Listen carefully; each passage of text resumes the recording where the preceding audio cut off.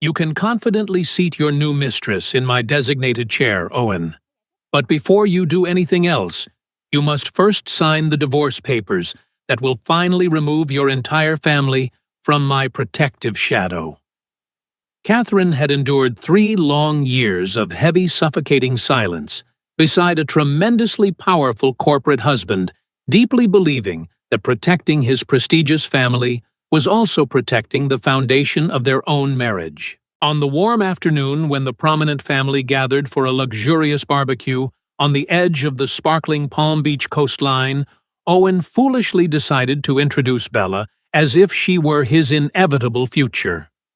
What absolutely nobody expected was that Catherine had finally reached her absolute emotional limit, and the thick white envelope she carried in her elegant purse did not merely hold the end of a broken marriage, but the sudden beginning of the downfall of a carefully preserved corporate lie. The empty chair belonged in the exact center of the long wooden table facing the Atlantic Ocean, precisely where Patricia always placed it when she needed to project the flawless image of an impeccable American corporate dynasty. The family barbecue was never a simple weekend lunch. It was a carefully curated showcase of extreme wealth influence and unyielding power. Prime cuts of expensive meat emerged perfectly from the outdoor grill, while smartly dressed servers circulated with crystal glasses filled with chilled white wine, catering to wealthy cousins who spoke in hushed tones about aggressive corporate investments. In the background, the beautiful Florida beach shimmered brightly, looking as though the entire coastline had been privately rented just for their exclusive afternoon gathering. Catherine was standing near the wide stone veranda when Owen walked in with Bella holding her delicate arm firmly as if she were a grand prize won in a high-stakes competition. He did not hesitate for a single moment, walking straight to his wife's designated chair, pulling it out calmly, and announcing to his aunt's nephews, senior advisors, and old staff that Bella was now officially part of his complicated life. A heavy, suffocating silence fell completely over the long wooden table, while Bella smiled brightly like an arrogant queen finally receiving her long-awaited jewel-encrusted crown. Patricia, the formidable and calculating matriarch, tightened her pale fingers around her fine linen napkin, fully aware that the delicate illusion of their perfect dynasty was violently fracturing before her eyes. Catherine looked steadily at the contested chair, then directly at her husband, speaking her final demand, without raising her voice even a fraction of an inch. Owen remained motionless for a long second, and that single second was entirely sufficient for everyone present to understand that he had expected absolutely no resistance from the woman he had continuously sidelined. The powerful chief executive officer who routinely decided multi-million-dollar acquisitions without blinking an eye stared at Catherine as if she had suddenly broken an invisible sacred rule of their prestigious Palm Beach household. He demanded to know if she had completely lost her mind, desperately trying to transform his genuine surprise into dominating authority, hoping to quickly suppress the rising tension. Bella rested her manicured hand on the back of the contested chair and let out a short, mocking laugh, loudly proclaiming that every abandoned woman makes a dramatic, desperate scene before finally accepting her harsh reality. Catherine did not even grace Bella with a passing glance. She simply reached into her designer leather bag, pulled out a thick, sealed white envelope, and placed it squarely on the table between the platter of expensive roasted meat and Owen's crystal wine glass.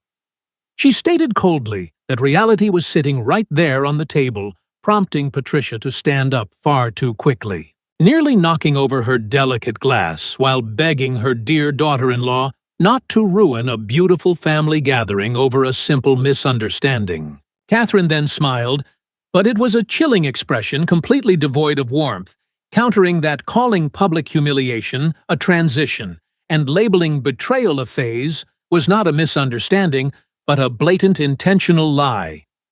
The sentence cut across the table like a sharpened knife, causing a wealthy cousin to nervously lower her phone, though her trembling hands showed she had already recorded the damning exchange for the world to eventually see.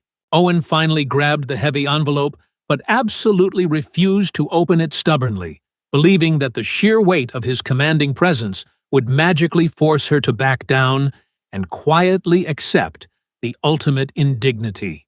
He angrily accused her of transforming his private home into a cheap public spectacle, his jaw locked in deep frustration, completely blind to the fact that he was the one who had invited the spectacle inside. Catherine tilted her head, observing his handsome face, as if searching for the honorable man she had once married, only to find a hollow shell consumed by his own monumental ego. At the far end of the terrace, Robert, the oldest and most loyal butler of the vast estate, approached quietly, respectfully lowering his head and murmuring softly to ask if the esteemed doctor wished for him to summon her private car to the front gates. The sleek black luxury car smoothly navigated the winding coastal roads of Palm Beach without any rush, as if the seasoned driver fundamentally understood that the quiet woman in the back seat had already left her marriage entirely. Catherine kept her dark eyes firmly fixed on the rolling ocean waves, but she did not truly see the beautiful blue water stretching across the bright Florida horizon. She only saw Bella's manicured hand resting intimately on her chair, and Owen standing suspended between his massive ego and his rising doubt, foolishly believing he could magically command his broken world to return to normal. Her mobile phone vibrated for the 5th consecutive time, displaying Owen's name, followed by frantic calls from Patricia, and finally, an unknown number originating from the corporate headquarters in Miami. Catherine answered absolutely none of them, choosing instead to lean her tired head against the cool leather seat, while she patiently waited for the inevitable corporate chaos to properly and destructively brew. When the luxurious vehicle finally entered the bustling downtown district, she unlocked her glowing screen and read the only message that actually mattered, sent securely by Michael, her trusted legal counsel. Michael confirmed that he had safely arrived at the prestigious law office and that Patricia was already frantically attempting to suspend the formal legal notification before it could trigger a catastrophic financial chain reaction. Catherine closed her eyes for a brief exhausting moment, feeling absolutely no surprise, because her former mother-in-law never chased after genuine love, preferring instead the cold comfort of absolute, undeniable control over everyone around her.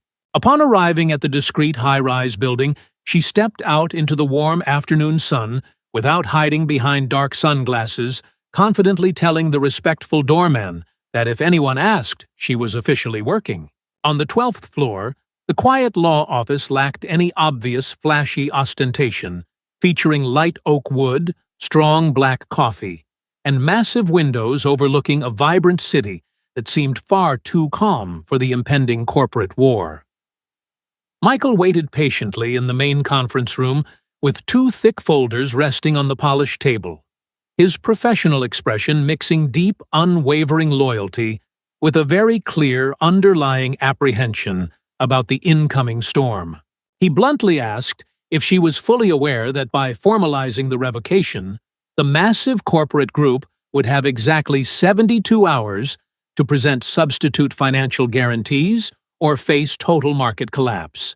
Catherine slowly removed her elegant pearl earrings, almost as if she were physically stripping away the final heavy remnants of that humiliating afternoon at the sprawling coastal mansion. She confirmed her absolute awareness, remaining perfectly composed, while Michael lightly tapped the blue folder, reminding her that Patricia would inevitably tell the world that she was acting out of pure, irrational vengeance. Catherine looked at her dedicated lawyer with a disciplined calmness that was not an absence of pain, but a fierce mastery of it, stating clearly that she was only dismantling what they had arrogantly built on lies. Back at the opulent Palm Beach estate, the distinct smell of expensive grilled meat now mixed horribly with an overwhelming atmosphere of poorly disguised humiliation and severe corporate panic. Owen had violently dragged the unopened white envelope into the private home office, closely followed by a panicking Patricia and a defensive Bella, while the nervous relatives outside pretended to resume their conversations without actually touching their food. Owen threw the crisp pages violently onto the heavy mahogany desk and demanded an immediate explanation from his mother, pointing out that the complex legal language regarding the honor clause was a corporate contract, not a jealous wife's typical tantrum. Bella crossed her arms impatiently, wearing a defensive scowl, and loudly accused Catherine of merely wanting to appear incredibly important by using complicated legal words to mask her pathetic, desperate jealousy. For the very first time that chaotic afternoon, Owen turned his handsome face toward his mistress, and did not look at her as a trusted confidant, but rather as an incredibly annoying source of background noise. He coldly stated that he was speaking directly to his mother, forcing Patricia to drop her sweet facade and admit that Catherine had signed essential formalities 3 years ago to save the family from complete financial ruin. The shocking revelation echoed loudly in Owen's mind, like a heavy iron door slamming shut instantly, triggering dark memories of sleepless nights, blocked financial reports, and fleeing investors who had mysteriously returned without explanation. He suddenly remembered Patricia smoothly claiming she would handle the massive crisis, and Bella mysteriously appearing at the right dinners shortly after, constantly offering strategic contacts, while his loyal wife quietly faded into the background. As Patricia desperately tried to justify her secretive actions, Owen finally realized that the two manipulative women standing before him had been secretly allied long before his marriage actually fell apart. The following morning, the sprawling state of Florida woke up much earlier than Catherine did, eager to transform her private agony into a highly profitable, sensationalized public spectacle. A highly damaging, secretly recorded photograph of the family barbecue was already dominating aggressive gossip blogs and elite corporate messaging groups, accompanied by a cruel headline mocking the billionaire's wife for making a jealous scene. Catherine did not move or cry. She simply scrolled past the cropped image that conveniently hid Bella sitting in her stolen chair, recognizing that the ruthless battle for the public narrative had officially begun. Owen drove to the towering corporate headquarters in Miami early that morning, arriving completely alone, having intentionally left both his demanding mistress and his manipulative mother behind at the estate. The legal director, Christopher, waited nervously in the main boardroom, holding an incredibly thick folder, visibly sweating, as Owen immediately demanded to know why his wife's signature appeared on high-level documents he had never authorized. Christopher hesitated painfully before officially confirming that Patricia had directly ordered the strict classification of those critical files, effectively confessing that the matriarch had secretly managed the company's governance behind her own son's back. Across town, Bella met with a high-priced public relations consultant named Rachel in a discreet upscale cafe, wearing a simple white dress carefully chosen to project an aura of complete innocence and victimhood. Bella aggressively insisted that the media narrative must portray Catherine as an unstable, spoiled woman incapable of accepting the end of her marriage, while desperately painting herself as Owen's one true destined love. Rachel, a highly experienced crisis manager, raised a skeptical eyebrow, correctly pointing out that the viral photograph clearly showed Bella sitting in the wife's chair, prompting an irritated Bella to demand they simply find a picture that hid her blatant provocation. Catherine arrived at Michael's law office exactly at 11 o'clock in the morning, dressed elegantly in navy blue, radiating the dangerous serenity of a fierce warrior who had finished crying long before the actual battle commenced. Through the large screen in the virtual meeting room, Christopher nervously presented a ridiculous settlement offer from the corporate group, proposing massive financial compensation in exchange for her absolute unending public silence. The proposed contract demanded that she publicly claim the separation was entirely amicable, forbidding her from ever mentioning Bella's presence at the barbecue and aggressively restricting her from ever discussing the older secret financial documents. When Catherine finished reading the deeply patronizing document, she raised her dark eyes to the camera and coldly asked exactly who had dared to write the specific clause, requiring her to assume full emotional instability. Christopher cleared his dry throat nervously, calling it standard legal language designed to prevent future lawsuits, which prompted Catherine to smile bitterly and ask if this was standard procedure to protect an ambitious mistress and a cowardly husband. The harsh word hit Owen directly through the glowing screen, paralyzing his defenses entirely, as he finally realized the immense depth of the violent, calculated disrespect his family had officially drafted against the woman who saved them. The tense virtual meeting abruptly ended when Catherine closed her blue folder, firmly stating that rationality meant refusing an insulting agreement designed to erase her vital contributions to their ungrateful corporate empire. Owen remained entirely alone in the freezing corporate room in Miami, staring blankly at the darkened screen, while Christopher stood paralyzed by the door, terrified of the impending executive explosion.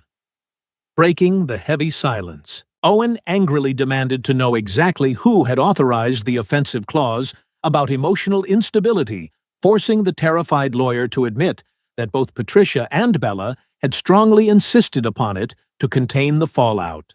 The stunning revelation that his new mistress had actively participated in drafting his vicious divorce settlement hit Owen like a physical blow, exposing the true ugly nature of the women he had blindly trusted. Refusing to be kept in the dark any longer, Owen aggressively ordered Christopher to produce the confidential audio recording of the late-night crisis meeting they had held immediately after the disastrous barbecue. Listening to the playback in complete isolation, Owen heard Bella's voice coming through with crystal clarity, maliciously suggesting that if Catherine mentioned the hidden funds, they should simply leak stories calling her entirely crazy. He laughed, without a single drop of joy, realizing that the selfish people he thought were protecting his vast empire were actually just ruthless opportunists perfectly willing to destroy an innocent woman to maintain their luxurious lifestyle. At that exact moment, Catherine was taking a quiet stroll down a vibrant, sunlit avenue, feeling the warm breeze against her face, while finally accepting that her old life was permanently over. Her phone rang, and when she heard Owen's broken voice confessing that he had heard the audio tape, she simply reminded him that apologies delivered during a raging fire only served to comfort the arsonist. Later that afternoon, the spiraling corporate crisis took on an entirely different shape, when a respected financial portal published a cautious article suggesting the chief executive's separation could severely impact old governance agreements. The mere mention of hidden governance flaws terrified the major shareholders, prompting Patricia to frantically call an emergency board meeting in their private penthouse, desperately trying to isolate Catherine before she could permanently contaminate the entire executive board. When Owen walked into the lavish room, he found his mother, his mistress, and two senior advisors already plotting against his wife, treating his shattered life like a standard public relations problem.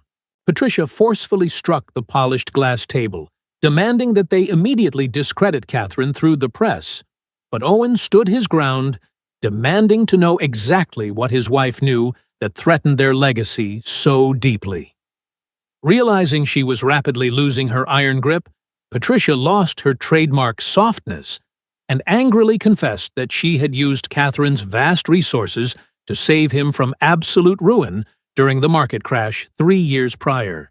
The harsh confession sank deeply into Owen's chest as he finally understood that his entire image as an invincible corporate leader had been secretly funded by the very woman he had allowed his family to publicly humiliate. The extraordinary board meeting was officially convened at 9 o'clock the following morning at the towering corporate headquarters, where the executive floor buzzed with the frantic, terrified energy of an empire facing an imminent trial.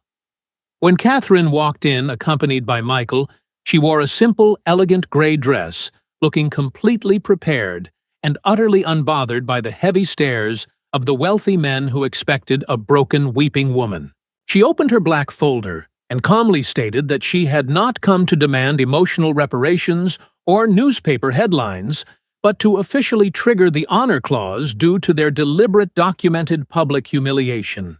Arthur, an ancient and traditionally condescending board member, attempted to dismiss her brilliant legal maneuvers as a minor intimate issue, completely ignoring the massive corporate implications of her revoked financial consent.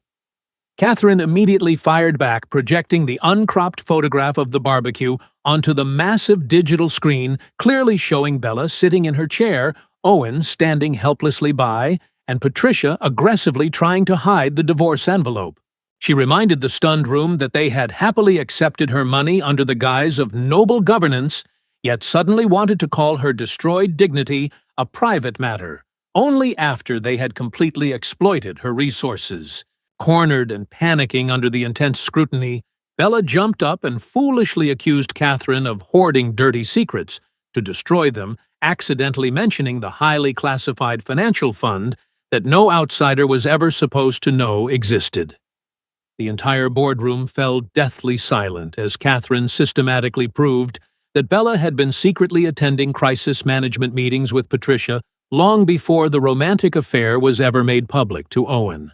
Realizing that Bella had just handed over the final piece of damning evidence, Patricia completely abandoned the mistress, leaving Owen to finally strip his mother of her absolute power and banish Bella from the corporate building forever. Catherine then did something absolutely no one in the room expected.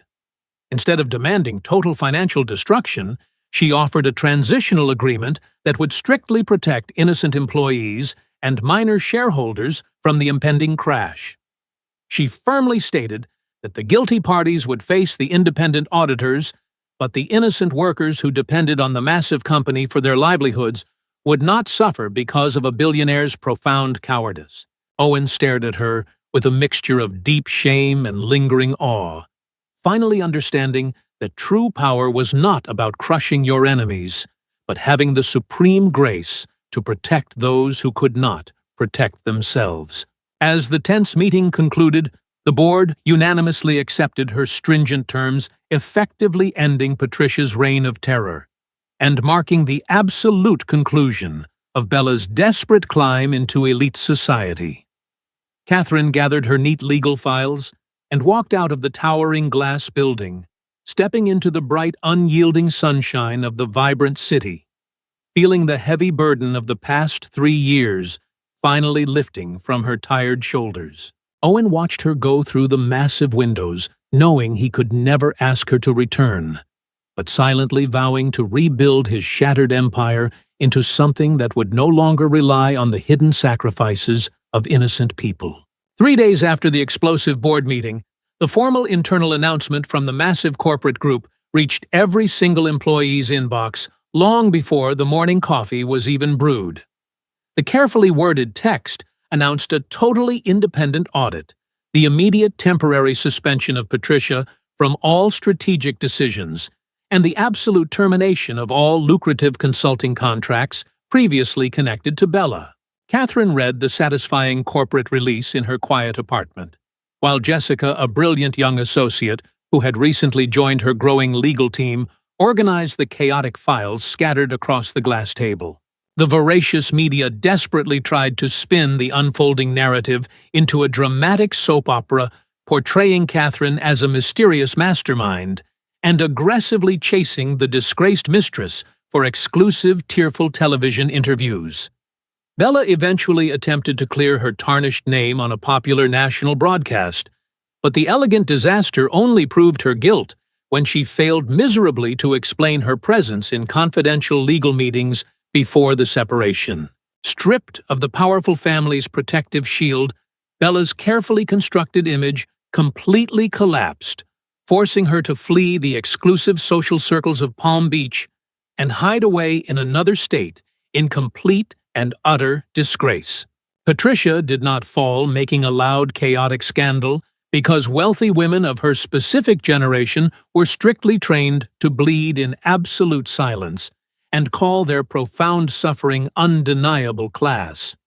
she retreated permanently to the family's expansive country estate, where she quickly discovered that living in complete silence, without any actual power, was drastically different from commanding a crowded room through demanded obedience. Owen visited her on a remarkably gray afternoon, refusing her toxic coffee and firmly telling his mother that her twisted sacrifices for the company would never ever justify the extreme cruelty she had continuously inflicted upon his wife. The final divorce papers were officially signed in a highly discreet conference room without any flashing cameras, without the manipulative matriarch, and without the entire family pretending they actually cared about the outcome. Catherine signed the thick documents, first feeling the very last fragile thread of her old hope officially snap, bringing a wave of necessary cleansing mourning rather than any bitter lingering regret. Owen stared at her elegant signature for several long moments before signing his own name quietly, taking off his golden wedding band and placing it gently on the wooden table without demanding absolution. Over the following weeks, Catherine slowly and beautifully relearned the simple, everyday gestures that seemed entirely banal to anyone who had never lived as a decorative object for a ruthlessly powerful dynasty. Aided by Michael and the enthusiastic Jessica, Catherine officially established a specialized legal institute in Palm Beach, purposefully designed to help vulnerable women who were being ruthlessly pressured into accepting abusive settlements by deeply influential families. A sympathetic board member named William, who had always admired Catherine's integrity, anonymously donated a significant sum to help the new institute secure a beautiful sunlit office building facing the vibrant ocean. Owen, meanwhile, discovered through harsh daily lessons that losing absolute unchecked power was far more educational than simply asking a wounded woman for her immediate, completely unearned forgiveness. The corporate board kept him as the chief executive, but heavily restricted his movements with strict independent committees overseen by David, a relentless independent auditor who ensured the company's dark history of manipulation would never repeat itself. Hearing the touching stories of how Catherine had secretly protected jobs during the worst financial crises only magnified his deep shame, showing him the massive distance between the incredible woman she was and the tiny shadow he had allowed her to become. 1 month later, Owen broadcast a live corporate message to all his global employees, taking full responsibility for his massive failures in leadership and openly acknowledging that his empire was saved by a woman he had failed to honor. Catherine watched the sincere broadcast from her new office, pausing the video right as Owen stated that absolutely no corporate strategy ever justified destroying the dignity of an innocent person behind closed doors. She did not feel the sudden urge to call him or return to his world, but for the very first time the heavy, suffocating anger in her chest dissolved into a light, airy feeling of genuine freedom. Almost 2 full months later, they unexpectedly crossed paths during a beautiful, foggy sunrise, walking along the quiet, sandy shores of the expansive Florida coastline. Owen did not approach her with his old, suffocating arrogance. He simply handed her a small, sealed envelope, explicitly stating it was not a legal contract, but just a letter of honest truth, without any desperate demands. Catherine accepted the thick paper cautiously, telling him she would only read it when she felt entirely ready, finally finding genuine peace in the realization that she truly did not hate him anymore, even though she would never return. 3 full years after the disastrous barbecue in Palm Beach, Catherine received a formal invitation bearing the official crest of the family foundation, printed beautifully on thick, expensive cream paper. She was sitting comfortably in the bright office of her growing institute, surrounded by heavy legal folders belonging to women who shared completely different backgrounds, but the exact same pain hidden behind important last names. The unexpected letter did not come directly from Owen, but from the newly restructured board of directors, respectfully requesting her presence at a major charity gala in Miami to launch a legal defense fund.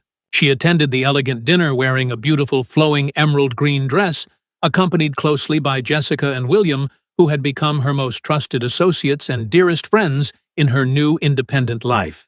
The luxurious venue completely lacked the cold, overwhelming exaggeration of the old family parties, featuring much smaller tables, simple floral arrangements, soft background music, and strict security rules, keeping invasive journalists waiting outside on the street.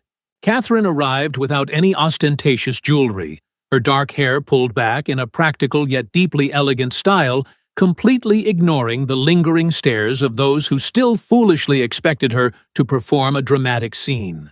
Owen approached her with genuine respect, immediately acknowledging that the invitation came directly from the independent board because they genuinely wanted to honor her groundbreaking necessary legal work. Their polite, quiet exchange revealed a man who was profoundly changed, no longer wrapped tightly in the suffocating arrogance of his past, but standing tall with incredibly hard-won humility and a quiet grace. He did not wear his wedding ring, and neither did she. The total absence of the golden bands was no longer a bleeding open wound, but simply a quiet, undeniable fact of their shared history. Patricia, wearing much smaller pearls and carrying a noticeably humbled, careful demeanor, walked over slowly, looking exactly like a woman who had finally learned how to ask for basic permission within her own world. During a remarkably quiet and tense moment, the former powerful matriarch offered a genuine difficult apology, openly admitting that protecting a corporate legacy never justified destroying the truth or hurting the innocent people who held them together. Catherine accepted the heavy words, firmly reminding her directly that true redemption required consistent ethical action, specifically when there were absolutely no flashing cameras around to witness her supposed grace. During the lavish dinner, Catherine took the main stage to speak about her thriving institute, looking out at a silent crowd of wealthy executives, dedicated lawyers, and brave women she had personally helped save from ruin. She spoke eloquently about how dignity is never a luxury, but a fundamental human right, and how a woman's silence only holds true value when it is a conscious choice, never a forced imposition. The grand room erupted in thunderous applause, and when the foundation officially announced that the massive new legal program would be named entirely in her honor, Catherine accepted the tribute not for herself, but for all the women still fighting. Later that lovely evening, Catherine stepped out onto the quiet stone balcony, feeling the warm, salty breeze from the Miami harbor gently brush against her calm face. Owen joined her a few moments later, maintaining a highly respectful distance, quietly confessing that he still wrote her letters to help himself remember the painful lessons, even though he knew he would never actually send them. Catherine smiled softly, admitting that she had also written about him, noting that loving a powerful person should never ever require a woman to completely erase herself just so her partner could continue to shine brightly. She eventually returned to the grand ballroom and walked directly to her own designated table, pulling out a beautifully decorated chair that bore only her maiden name, firmly establishing her rightful place in the world. A younger client, sitting nearby, thanked her tearfully, admitting that seeing Catherine's unwavering strength had given her the ultimate courage to walk away from a highly abusive marriage, instead of suffering in eternal silence. Catherine held the young woman's hand, feeling an overwhelming sense of profound completion, knowing her painful journey through the dark fires of betrayal had ultimately forged an unbreakable sanctuary for countless others. Life continuously teaches us that true endurance is not measured by how much profound humiliation we can quietly swallow to preserve an illusion of familial perfection. We are often conditioned to believe that holding a fractured relationship together is a noble sacrifice. Yet true wisdom reveals that sacrificing our fundamental dignity only empowers those who take us for granted. When we courageously choose to walk away from a table where respect is no longer served, we do not destroy our history. We actively reclaim the absolute ownership of our own future. The deepest healing rarely comes from receiving a delayed apology from those who broke us, but rather from building a completely new reality where their past actions no longer dictate our current worth.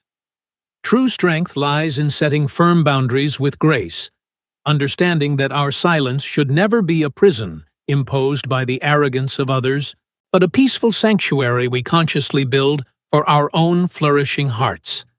Ultimately, real love elevates and protects, and learning to leave what diminishes us is the highest form of respect we can ever offer ourselves.